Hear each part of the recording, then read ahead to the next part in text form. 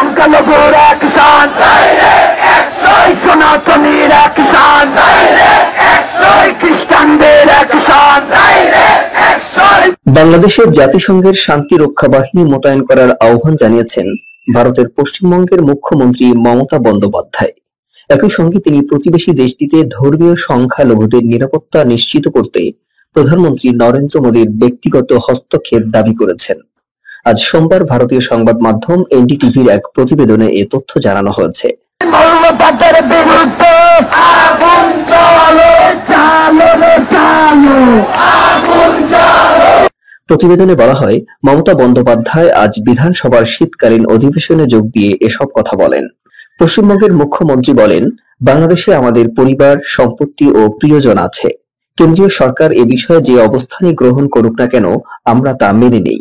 তবে আমরা বিশ্বের যে কোনো স্থানে ধর্মের ভিত্তিতে নৃশংসতার নিন্দা জানাই এবং কেন্দ্রীয় সরকারের কাছে আবেদন জানাই, প্রধানমন্ত্রী হস্তক্ষেপ করুন।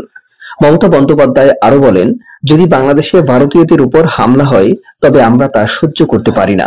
আমরা আমাদের লোকজনদের সেখান থেকে ফিরিয়ে আনতে পারি।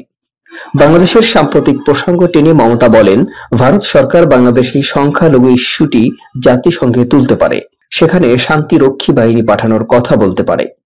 এদিকে বাংলাদেশে সংখ্যালঘুদের উপর নির্যাতন ও সন্ন্যাসীদের গ্রেপ্তারের প্রতিবাদে পশ্চিমবঙ্গের বিভিন্ন স্থানে প্রতিবাদ কর্মসূচি চলছে।